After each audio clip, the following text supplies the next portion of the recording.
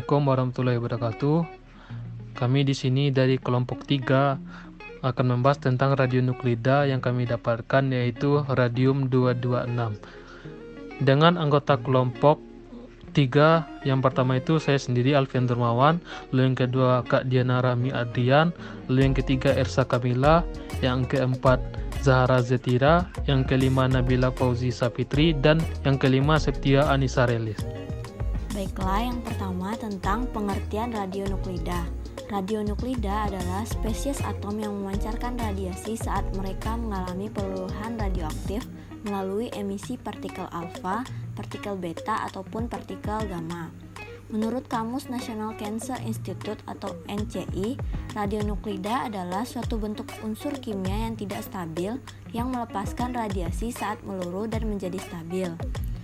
Jadi, radionuklida itu adalah suatu unsur kimia yang tidak stabil dan memancarkan radiasi saat mengalami peluruhan radioaktif sehingga menjadi stabil. Selanjutnya, manfaat radionuklida secara umum. Radionuklida dapat dimanfaatkan dalam berbagai bidang, seperti yang pertama dalam bidang industri.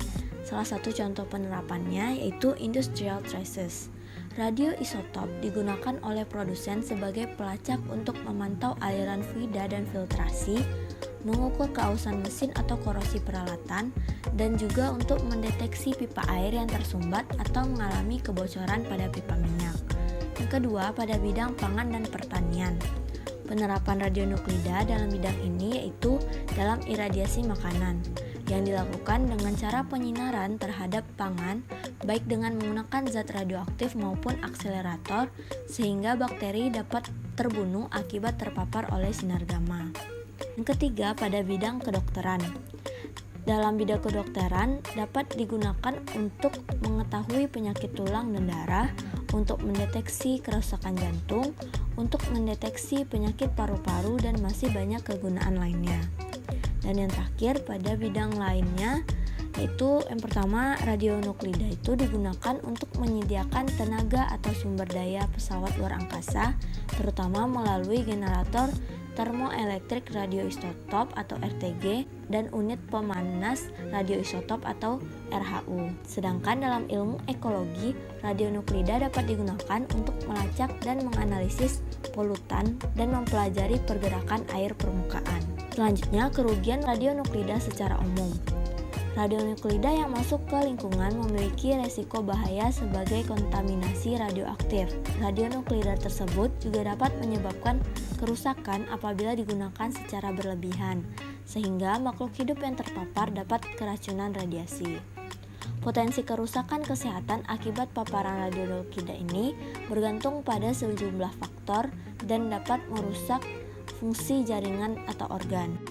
Selanjutnya itu kita mengenal dengan sejarah radium 226 ini, di mana yang intinya itu ditemukan oleh pasangan suami istri yaitu Marie Curie dan Pierre Curie pada tahun 1898. Radium ini ditemukan oleh pasangan suami istri tadi pada sampel uraninit, yaitu biji-biji yang ditemukan dalam sebuah tempat penambangan di Ceko, yaitu nama tempat itu Jachimov. Kemudian dari Pasutri ini melakukan kajian lebih dalam mengenai teori dari Becquerel terhadap sinar radioaktif dari unsur uranium. Jadi awal mulanya radium ini ditelusuri itu dari uranium. Nah, pada kondisi ini, tekanan dan kestabilan tertentu dengan kekuatan sinar radioaktif dapat diketahui. Dan selanjutnya itu ditemukan adanya kesamaan sifat antara sinar radioaktif yang dipancarkan dari senyawanya itu dengan sinar radioaktif yang dipancarkan dari thorium. Dan pada tahun 1898, Pasutri ini juga menemukan elemen baru yang menyerupai bismut. Dan elemen baru ini juga disebut dengan polonium. Dan setahun setelahnya itu juga telah diperbincangkan mengenai material baru yang menyerupai barium. Dan selang 4 tahun kemudian, itu 1902, tepatnya pada bulan Maret, itu dilakukan kajian lebih dalam lagi dengan observasi mengekstraksi garam radium asli sebanyak 10 ton biji. Sumber radium itu masih di tempat sama di Ceko, yang sebanding dengan bubuk berwarna putih sebanyak 0,1 gram. Dan pada bulan September 1910, Pasutri ini mengumumkan bahwa mereka telah mengisolasi radium sebagai logam murni melalui elektrolisis larutan radium klorida yaitu RaCl2 yang murni. Ini digunakan pada katoda merkuri dan menghasilkan amalgam radium merkuri. 1898 sampai tahun 1910, kedua Pasutri ini menerima penghargaan dari Nobel, ada yang dari fisika dan ada dari kimia. Dan pada fisika itu tahun 1903 dan pada kimia itu pada tahun 1911. Dan Marie Curie ini juga terdapat di unsur periodik dengan nomor massa atom radium itu sebesar 226. Pada kesempatan kali ini, saya akan menyampaikan mengenai jenis peluruhan radium-226. Nah, seperti kita tahu bahwa radium-226 itu sama seperti uranium-238, yakni merupakan komponen induk dari rantai peluruhan. Yakni dia merupakan rantai utama dari berbagai jenis peluruhan. Yang pertama, radium-226 meluruh menjadi radon-222 dengan peluruhan alfa, yakni memancarkan partikel alfa. Ditandai itu dengan perubahan nomor massa 4 dan perubahan nomor atom 2, dan dengan waktu paruh 1600 tahun. Nah, setelah itu radon 22 meluruh menjadi polonium-218 dengan juga peluruhan alfa, dan waktu paruhnya itu adalah 3 hari, 82. Nah, lalu polonium-218 meluruh menjadi timbal 214 dengan waktu paruhnya hanya 26,8 menit saja. Lalu timbal 214 meluruh menjadi bismut 214 dengan memancarkan sinar beta. Nah, waktu paruhnya itu hanya 19,7 menit. Lalu bismut 214 meluruh menjadi polonium 214 dengan waktu paruh 0,16 milisecond saja. Jadi bismut 214 ini jarang sekali kita temukan karena dia cepat meluruh menjadi polonium. Lalu polonium 214 meluruh menjadi timbal 210 dengan waktu paruh 22 tahun dan juga memancarkan sinar alfa. Nah, setelah itu timbal 210 meluruh lagi menjadi bismut 210 dengan peluruhan alfa, dan lagi-lagi waktu paruhnya hanya 5 second saja. Lalu bismut 210 berubah meluruh menjadi polonium 210 dan juga memancarkan sinar beta dengan waktu paruh 138 hari. Lalu polonium 210 meluruh menjadi timbal 206 dan dengan memancarkan sinar alfa. Nah, timbal 206 ini merupakan produk akhir dari radium 226. Artinya dia merupakan isotop yang stabil. Oke, kita next. Nah, ini adalah rantai atau skema dari peluruhan yang kita bahas sebelumnya tadi, yang diambil dari website resmi pemerintahan Amerika Serikat. Selanjutnya yaitu mengenai nuklida tadi. Nuklida dengan waktu paruh yang lama berarti mudah ditemukan di bumi. Di antaranya adalah radium-226. Nah, ciri-cirinya itu adalah dia berwarna putih bersih hitam bila dia itu berwarna putih bersih apabila belum teroksidasi dengan udara. Apabila dia sudah teroksidasi dengan udara, dia akan berwarna menjadi hitam. Nah, dia itu merupakan isotop yang paling stabil di antaranya. Jadi radium itu memiliki banyak isotop dan radium-226 itu merupakan isotop yang paling stabil. Dilihat dari tadi itu waktu paruhnya itu adalah 1600 tahun gitu. Jadi kita relatif lebih mudah menemukan isotop yang 226 ini ketimbang isotop yang lain. Nah, yang kedua yaitu timbal 210. Nah, timbal 210 ini kelimpahannya paling sedikit dibandingkan dengan isotop lain. Jadi dibandingkan isotop timbal yang lain, timbal 210 ini itu dikategorikan langka. Lalu dia itu dapat memperkirakan umur sampel. Yang ketiga yaitu polonium 210. Nah, ini merupakan salah satu unsur langka di dunia, sama seperti timbal 210 tadi. Nah, dikenal juga sebagai racun yang mematikan. Jadi polonium-210 ini tidak digunakan secara komersial karena sifatnya yang benar-benar karsiogenik. Asalnya yaitu timbal 210 yang merupakan isotop yang paling stabil tadi, yang merupakan rantai terakhir dari peluruhan radium 226. Oke, baik, selanjutnya Diana akan menjelaskan manfaat radionukleida radium 226. Nah, zaman dulu di Indonesia banyak menggunakan radium 226 ini sebagai sumber radiasi untuk brasiterapi. Brasiterapi itu sendiri adalah terapi yang dilakukan dengan cara penyinaran pada jarak sangat dekat, bahkan pada kondisi tertentu sumber radiasi tersebut dimasukkan ke dalam tubuh pasien. Nah, dapat kita lihat pada gambar sebelah kiri slide. Ini alat yang digunakan untuk brasiterapi tersebut. Nah, selanjutnya radium 226 ini juga digunakan sebagai penangkal petir.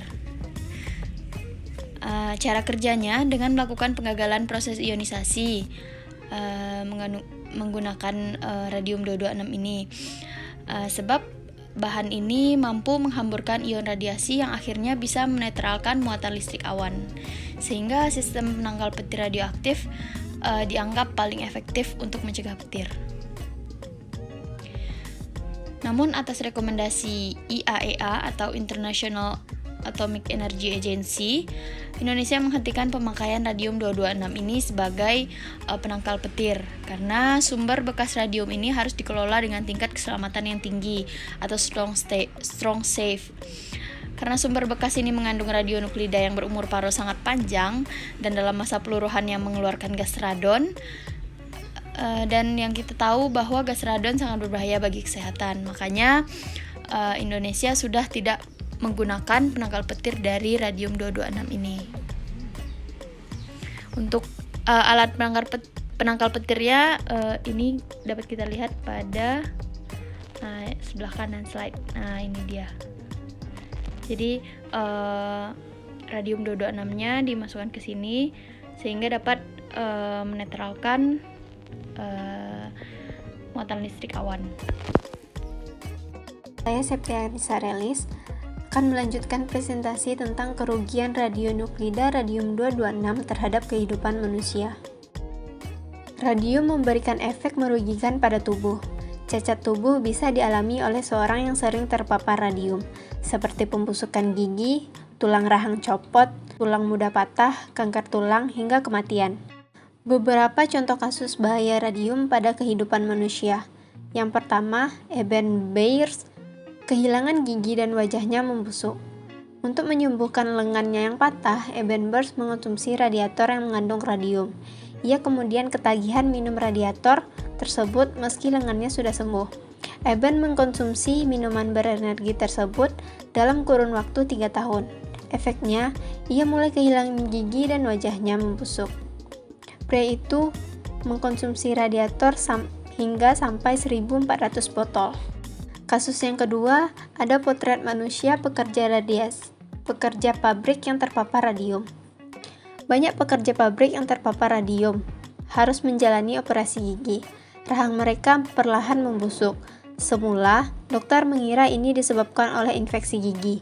Penemuan tersebut dicetuskan oleh Theodore Bohm, dokter gigi asal New York, setelah meneliti pekerja pabrik yang sering terpapar radium.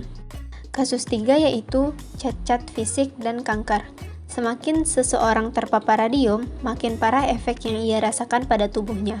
Paling parah, ia bisa mengalami cacat fisik dan kanker. Bahkan, diklaim bahwa kanker tulang sumsum dapat disebabkan oleh paparan radium.